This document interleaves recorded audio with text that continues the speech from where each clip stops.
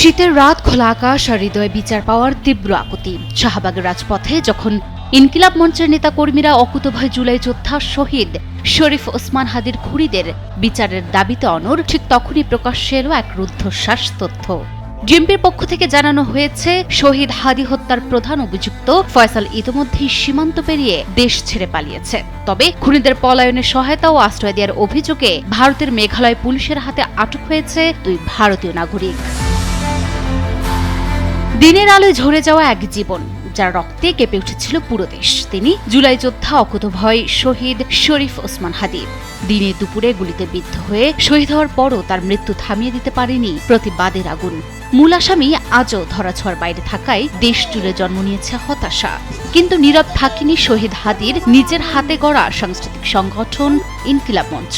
শাহবাগে একের পর এক স্লোগান, কবিতা আবৃত্তি আর হাদিকে নিয়ে রচিত গান গেয়ে তারা আগুন ঝরা কণ্ঠে জানিয়ে দিচ্ছে, হাদি হত্যার বিচার না হওয়া পর্যন্ত এই আন্দোলন থামবে না। তবে এদিকে থেমে নেই শহীদ হাদি হত্যা মামলার তদন্ত, যে তদন্তে উঠে এসেছে সীমান্ত পেরোনো চাঞ্চল্যকর তথ্য। খুনে অংশ নেওয়া অভিযুক্ত মূল আসামি দেশ ছেড়ে ভারতে পালিয়েছে বলে জানিয়েছে ঢাকা মহানগর পুলিশ। রোববার সকালে মিন্টো রোডে ডিএমপি মিডিয়া সেন্টারে আয়োজিত সংবাদ সম্মেলনে এ তথ্য জানিয়েছেন অতিরিক্ত কমিশনার এসএন মোহাম্মদ নজরুল ইসলাম। তদন্তে প্রাপ্ত তথ্য, বিভিন্ন গোয়েন্দা সংস্থার প্রতিবেদন, গ্রেপ্তারকৃতদের দেওয়া জবানবন্দি পর্যালোচনা করলে দেখা যায়, ফয়সাল ও আলমগীর ঘটনার পরপরই ঢাকা হতে সিএনজি করে আমিন বাজারে যায়। পরবর্তীতে তারা মানিকগঞ্জের কালামপুর যায়। সেখান থেকে পূর্ব পরিকল্পনা অনুযায়ী একটি প্রাইভেট কারে করে ময়মনসিংহের হালুয়াঘাটে পৌঁছে। ঘটনাটি তাদের পূর্ব পরিকল্পিত ছিল। এই জন্য আসামিদেরকে চিহ্নিত করার পূর্বেই তারা সীমান্ত পাড়ি দিতে সক্ষম হয়।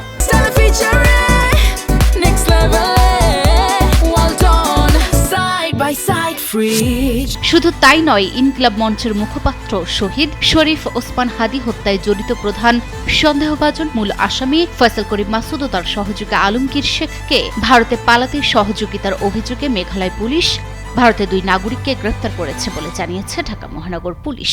তারা হলেন পূর্তি ও সামি। আমরা ইনফরমাল চ্যানেলে মেঘালয় পুলিশের সাথে যোগাযোগ করে যেটি জানতে পেরেছি, তারা ইতোমধ্যে পুত্তি ও স্বামীকে গ্রেফতার করেছে। অতিরিক্ত পুলিশ কমিশনার আরও বলেন, শহীদ হাদি হত্যা মামলাটি তদন্ত একেবারেই শেষ পর্যায়ে রয়েছে। আগামী 7 থেকে 10 দিনের মধ্যে এই মামলার অভিযোগপত্র দেয়া হবে।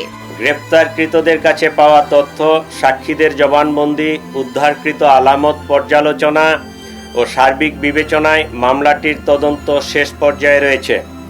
আগামী 7 থেকে 10 দিনের মধ্যে আমরা চার্জশিট প্রদান করতে সক্ষম হব ইনশাআল্লাহ। এর আগে গত 12 ডিসেম্বর জুমার নামাজ শেষে প্রচারণা চালিয়ে সোহরাওয়ার্দী উদ্যানের দিকে যাওয়ার পথে পল্টনের বক্স কালভার্ট রোডে চলন্ত মোটরসাইকেল থেকে শরীফ ওসমান হাদিকে লক্ষ্য করে গুলি চালায় দুর্বৃত্তরা।